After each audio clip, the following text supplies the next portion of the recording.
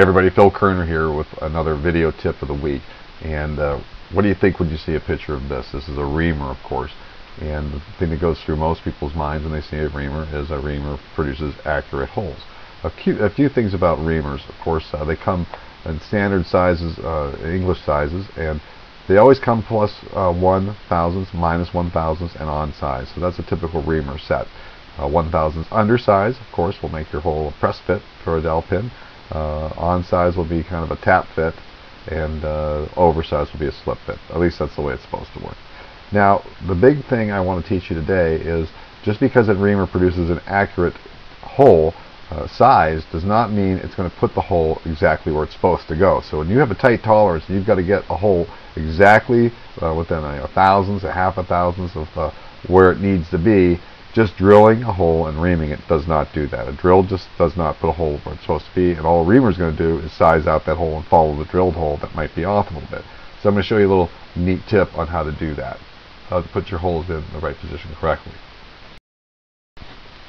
So what we're going to do is take a very basic tool that every shop has, and that's an end mill, and I prefer to use a carbide end mill, but on our shops that's almost all we use anymore is carbide end mills, and I run them through the hole after drilling it. And so after you drill the standard reamed hole, at least in English, is 64th undersize for a reamer.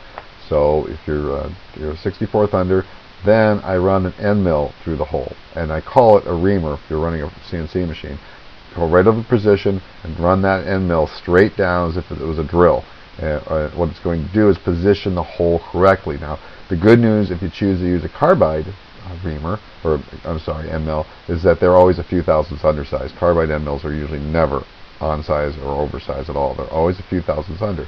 So what I do is drill the hole, run the end mill through the hole, and then run the reamer through to size it correctly. Now, don't panic if you have to ream a hole 2 inches deep and your end mill only has an inch of flute on it. As long as you can get that end mill down into that stock about an inch, even on 3/4 of an inch, that'll get the hole position right, and the reamer will follow the hole from that point out.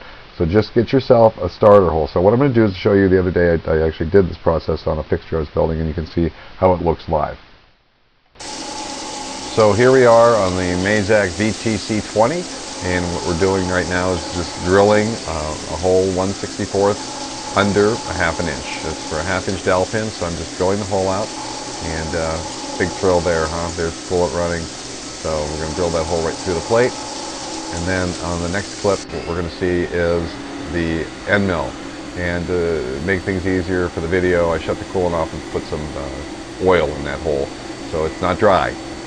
Don't do that dry. So there goes the carbide end mill, and what it's doing is positioning that hole because it's cutting, it's not following anything, it's putting that hole where it needs to be. And then finally, what we're going to do is run the ½ inch reamer through it again. I've shut the coolant off, I've got the doors open. I am not the OSHA pinup boy I should be, but again, there's oil in that hole and it is being reamed out to the correct size. So I hope this helps you how to put a hole into the correct position accurately every time.